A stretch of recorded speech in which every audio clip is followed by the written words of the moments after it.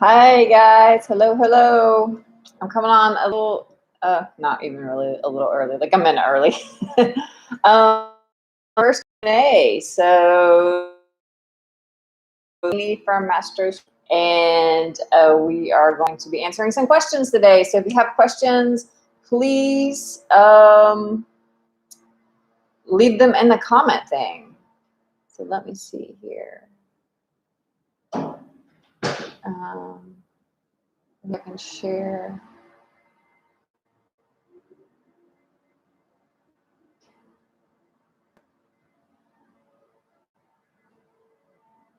I'm just sharing the Facebook Live. And okay, so I've never done that before. Okay.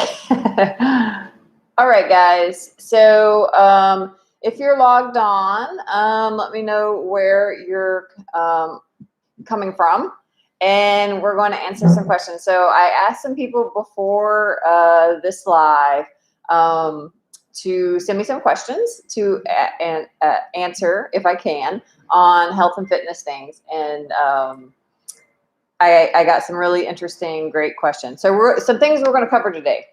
We're going to talk about tight psoas and some things that it might contribute to that you might not think about.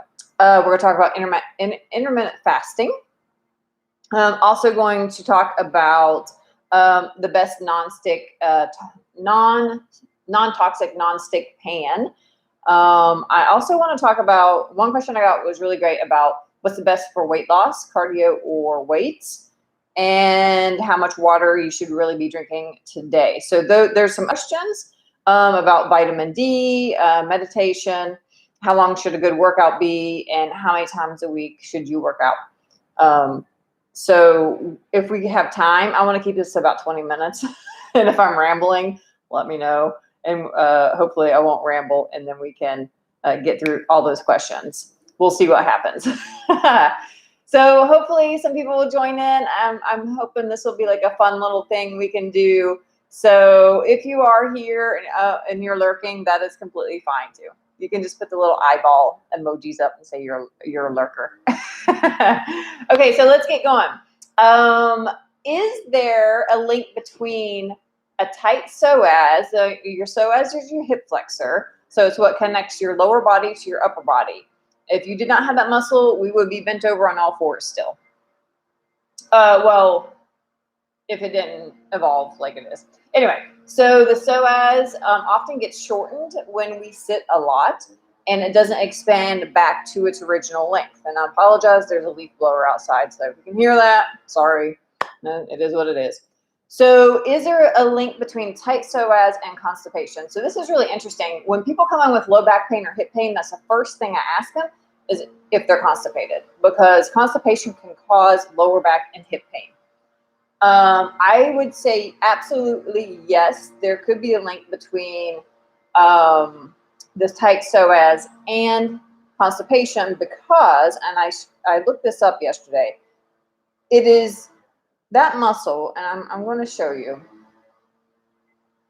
if you guys can see this. So if you can see that. So that's our digestive system. And then the psoas is this muscle right here running along it. And if you notice how closely they are connected, if that psoas is not in its proper place, or it's tight or it's shortened, it's making you hunch, or you're tucking your pelvis a little bit, it absolutely could press on the digestive system, and it could cause some constipation. Another interesting thing is that a tight psoas in women could also contribute to discomfort, PMS symptoms, so cramping and things like that, because here's another really cool photo. So here are the ovaries, and the psoas is right behind it. So when you're getting close to your period, your ovaries swell, and that's why we get some bloating. You can usually gain 3 to 5 pounds during around your period. That is very, very normal.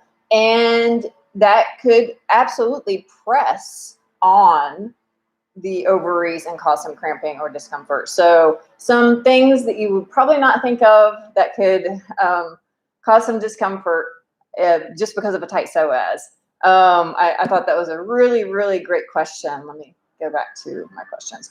Another thing that can cause, well, another thing that helps constipation is the position of your ribs. So let me just angle this down a little bit. Well, that didn't work. Okay, so the position of your ribs relative to the front of your pelvis. So we don't want to be like this, because this actually pushes the diaphragm out of place, and we want the ribs to align with the front of the pelvis.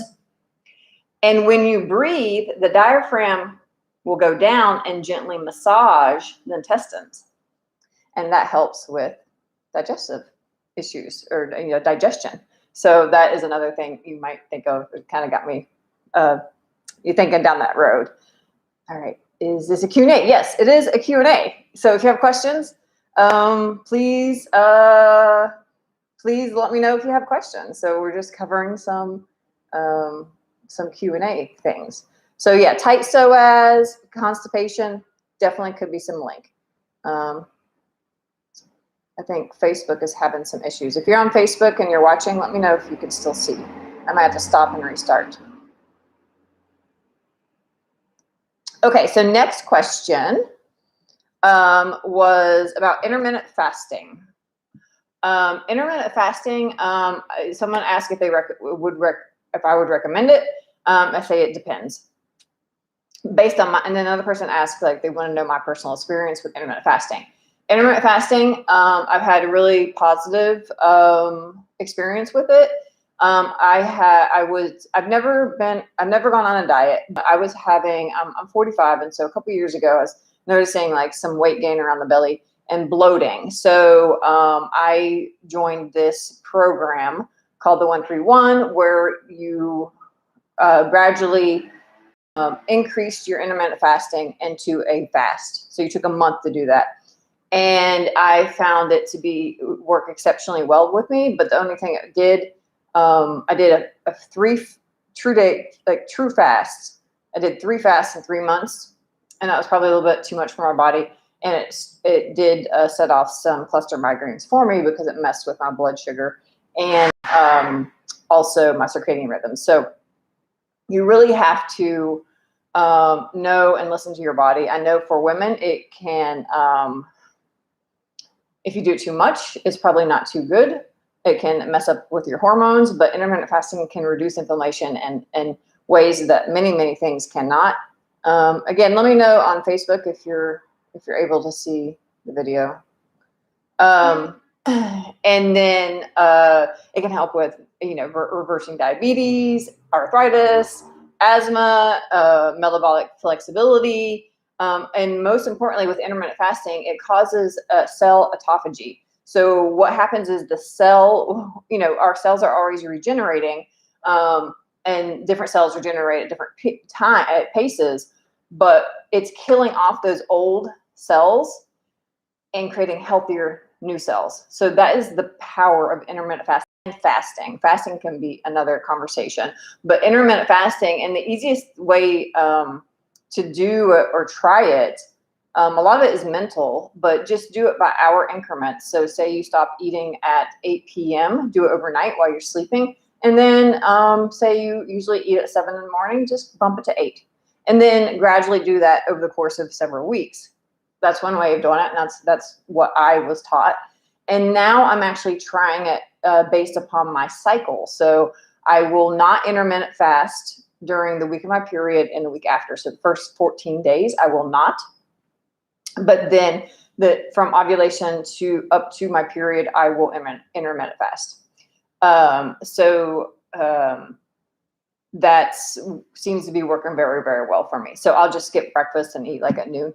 And the first day or two, it might be difficult. I might eat at 10. But, once you do it, your body will adapt, and you develop this flexibility to be able to go back and forth pretty easily. And it's been really great.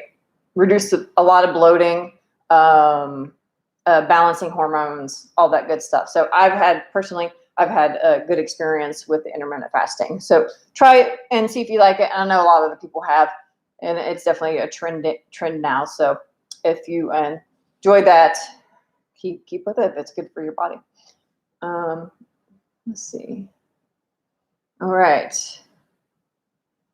Next, is anybody on playing this video? It looks like it's recording on Facebook. I'm just not sure that I can't see anything. Okay, anyway. Okay, next question was, what is like a best non-stick, non-toxic pan? I have been on the search for a good non-stick because I like things that are easy and easy to clean. And so I've been on this search for a non-stick pan and non-toxic. So here's some things, ones I have tried. The green pan is, because we don't want those, the what is it, PFOAs and the PTFEs. I wrote that down. I would never remembered it, because those are actually, according to the Environmental Working Group, those are chemicals. And when we cook in it, it's not good for us. It's going to cause could cause very big health issues. So I have tried the green pan. The green pan doesn't have that, but I tell you, and I got a heavy duty one, which worked well for about a year, and it cost, they're not cheap.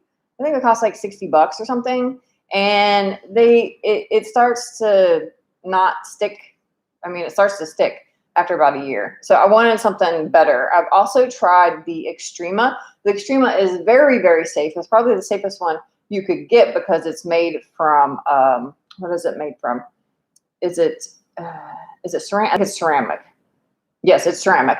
And so they actually test their pans for any impurities and toxic chemicals, and they're very, very safe. I bought a small set, like a small egg skillet, and then a little bowl. And the bowls work well, like the little pot. But the skillet, you have to put a lot of oil on it to do eggs, right? So if you make eggs, which I make a lot of eggs. And then after about a week after having it, a spice fell out of the cabinet and fell on it and cracked it. So the ceramic really is gentle. And so if you're rough with your pans, I would not recommend that. I didn't think it cooked fine, but it just wasn't that great of a nonstick.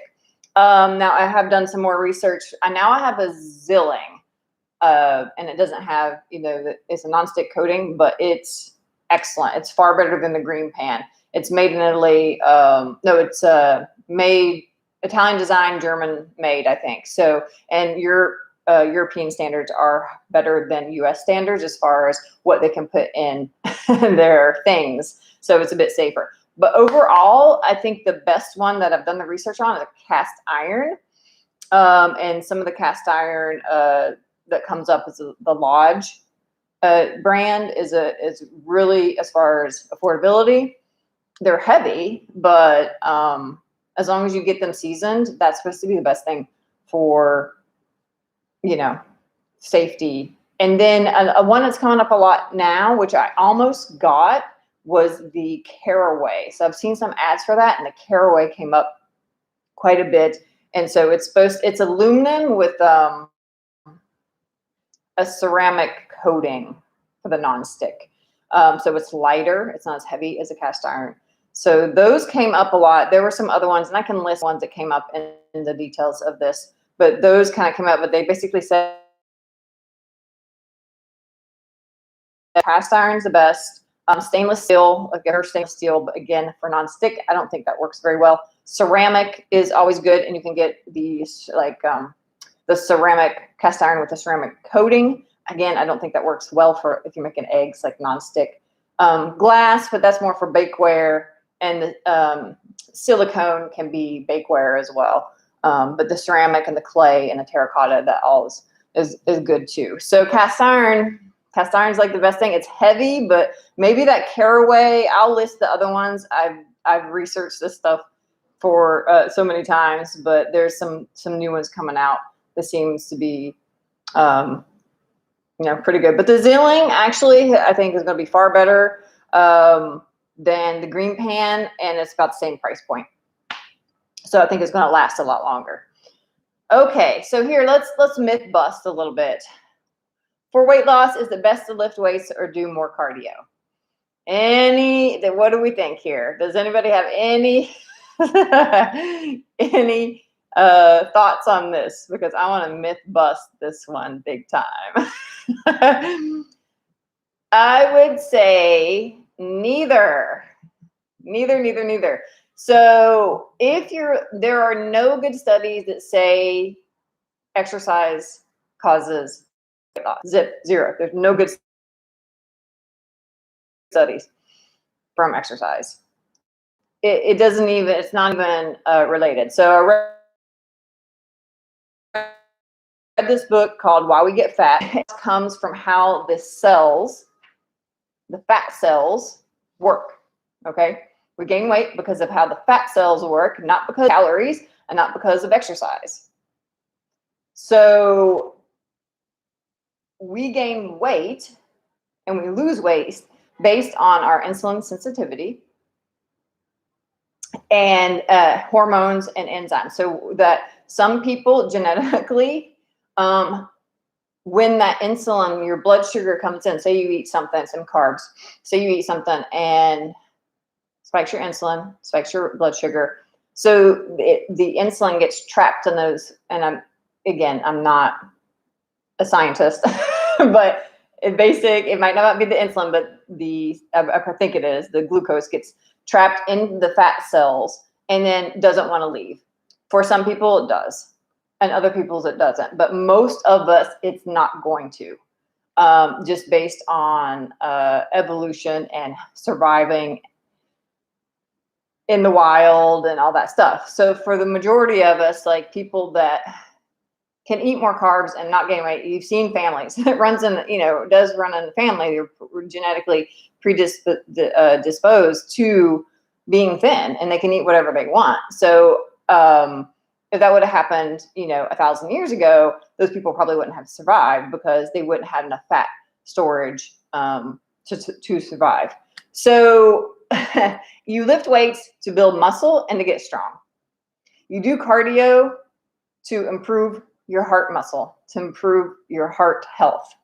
That's the reasons you do those things. Weight loss comes from your diet, reducing the carbs typically, but also emotional factors, physical and emotional trauma can cause weight gain. Hormone imbalance can cause weight gain because the hormones, they do interact and play with those fat cells. And also toxicity. So that could be, again, emotional toxicity and heavy metals. So environmental toxicity. So again, cleaning out your lotions, your shampoos, making sure you're drinking clean water, your air is clean. You're not using aluminum deodorant. You're not using, so those heavy mercury, like I'm getting my fillings removed to get some of that those toxins in there. And there are heavy metal testing methods that you can identify which heavy metals are in your body you need to get out. So when you have those heavy metals and those toxins, Roundup, so pesticides, that gets trapped in your body. And when those toxins are in your body, it taxes the liver.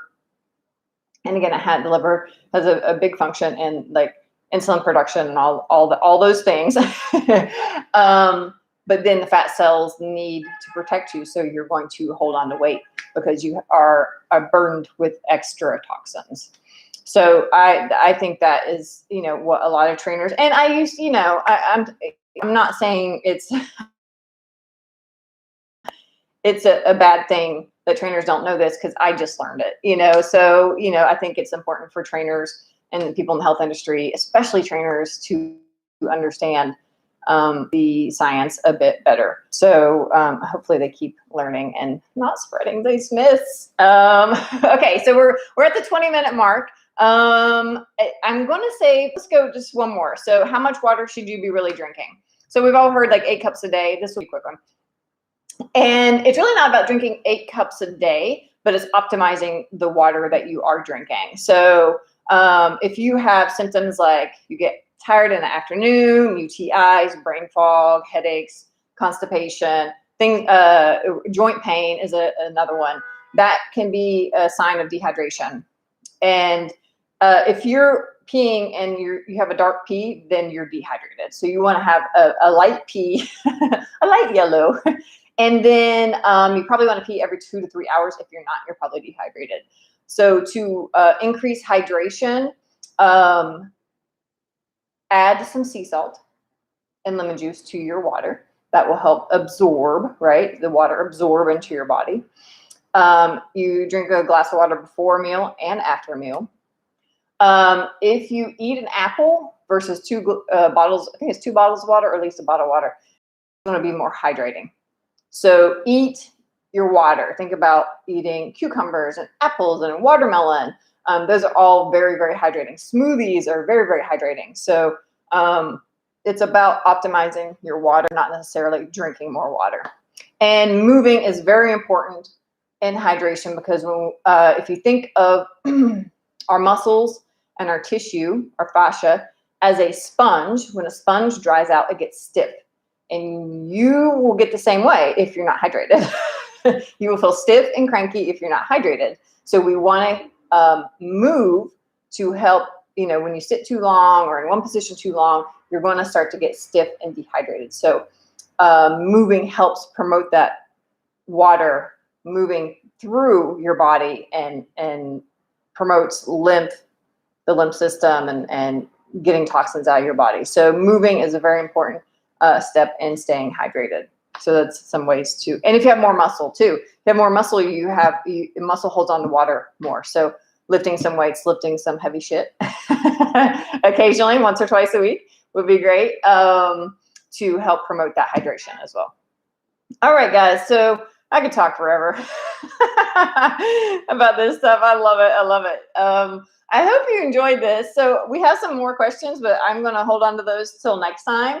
And if you have more, just put them in the comments and let me know. I mean, I'm sure things pop in your head and you're like, I wonder about that. You know, so when you do that, just, you know, message me if you're on IG, or just leave a comment in one of my posts, and we'll do it on the next Q&A. I'm having fun with this, so hopefully more people will join in next time. If you have any other questions, that's it for today. Just leave them in the comments and I'll get to them and answer them personally if I can. But also don't forget about, if you're not subscribed to my YouTube channel, please do. And don't forget about my free stretch program. It's at mastrostretch.com/free stretch, and there'll be a link at the, we're going to go over here on YouTube. Yeah, right there. It will be there. I'll add end of the screen, you're going to have a link as well. So until next week, guys, have a great weekend. Have a great